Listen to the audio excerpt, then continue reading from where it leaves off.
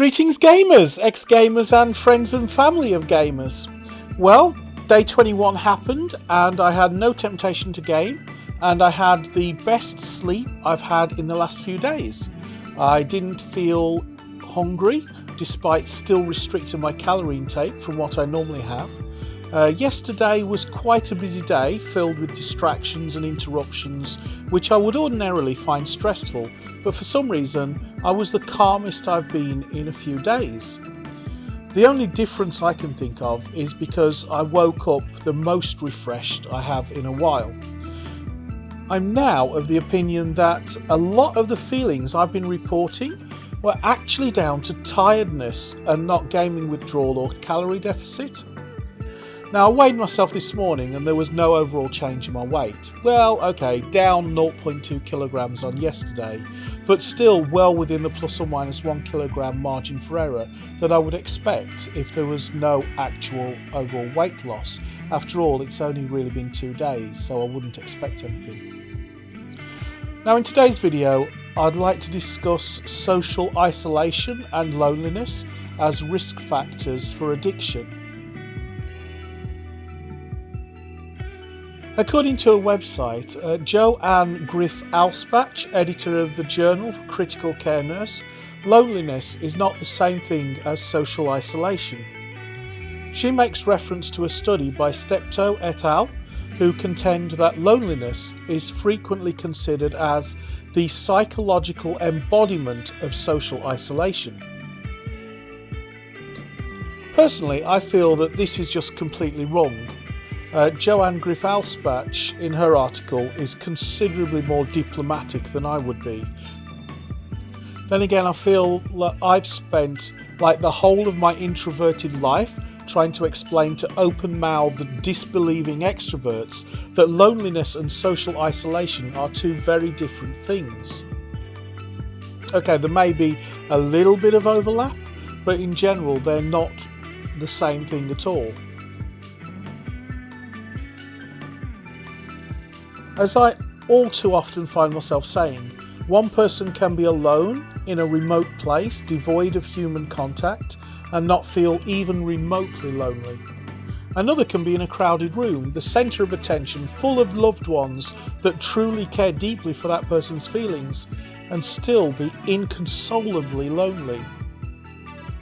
Joanne Griff-Alspach goes on to cite another definition, this time by Pinkart and Sorensen, that attempts to define loneliness as a distressing feeling associated with discrepancies between one's desired and actual social relationships. Now, while I still don't feel like this definition truly expresses how I felt while I was lonely, perhaps by blending the two definitions we can come closer to the truth. Social isolation, then, is the state of actually being alone, whereas loneliness is the state of feeling alone. If you are alone because you want your own time and your own space, then you don't feel alone, and therefore you are not lonely even though you are socially isolated.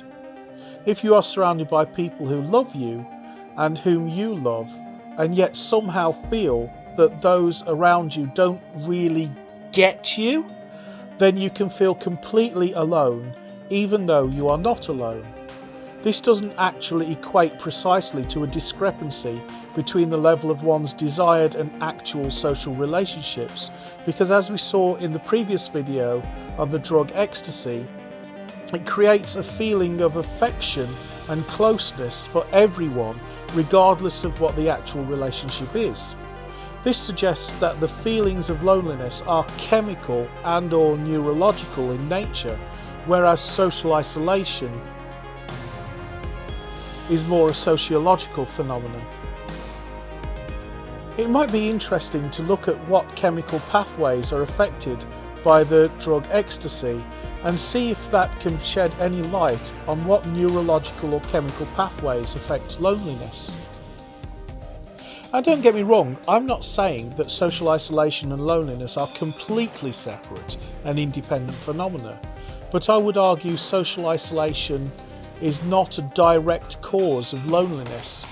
but rather social isolation is one of several risk factors for loneliness. Depression and grief may be other risk factors, along with age and genetics, which could be worthy of further investigation, and for all I know probably is being researched, but I don't have time to research further because the topic I'm trying to study is addiction.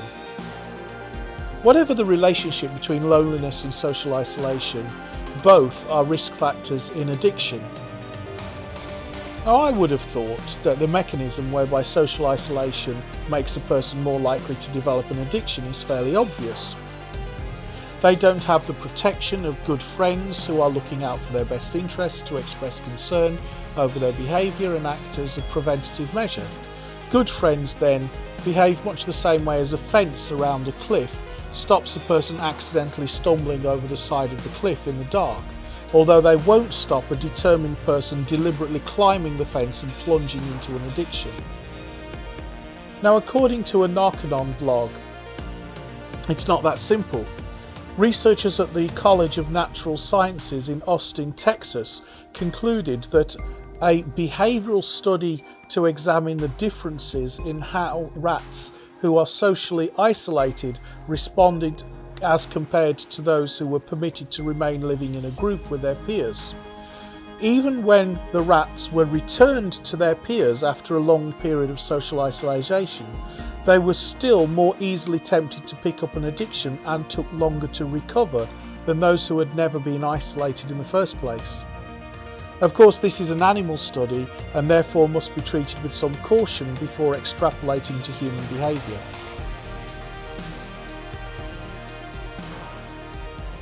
The 12 Keys Rehab Addiction website uses the acronym HALT, or HALT, standing for Hunger, Anger, Loneliness and Tiredness, as the primary driving forces behind bad decisions.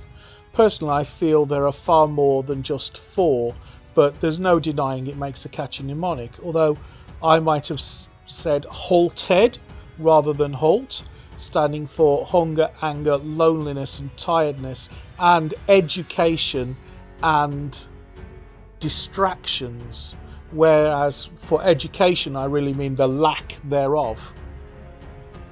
The point is that lonely people are generally not just lonely, but tend to come with other comorbidities such as depression or social anxiety. Again, I would like to reiterate that the term comorbidity is cause neutral. It's not clear if depression causes loneliness, or if loneliness causes depression, or if they both have a common cause, or if they are totally unrelated but just happen to occur at the same time in many people. The same goes for social anxiety. What is clear is that the conditions do tend to feed off each other, making each other worse. So how does this relate to gaming addiction?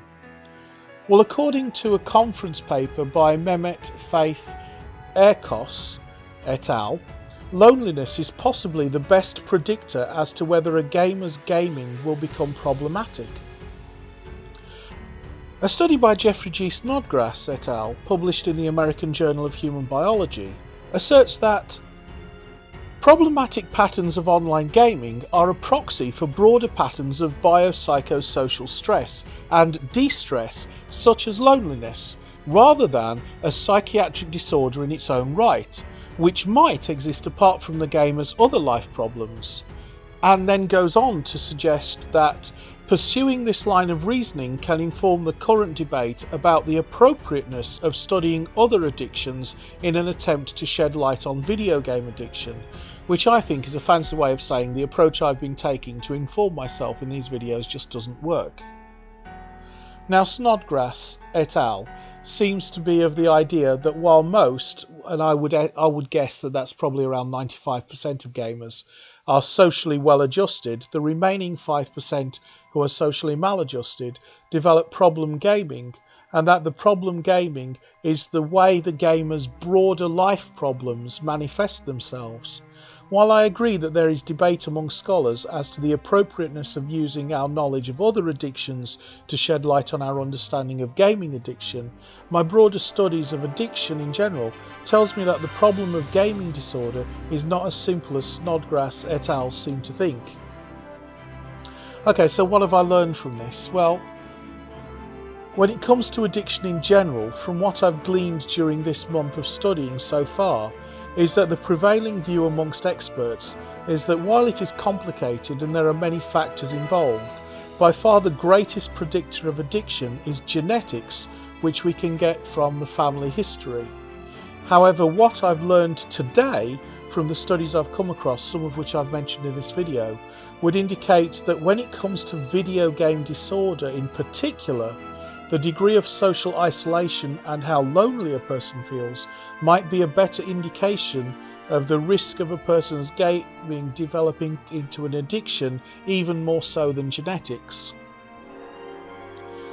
And if you feel that you might have a problem with excessive gaming and are worried you might be developing an addiction, why not follow along or try out this simple test going game free for a month? Remember, it can be any month and you don't have to start on the 1st.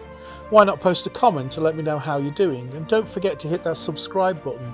But as for me, hopefully soon to be slightly less big fat hairy 21 days and counting non-gamer, I'll look forward to seeing you in another video.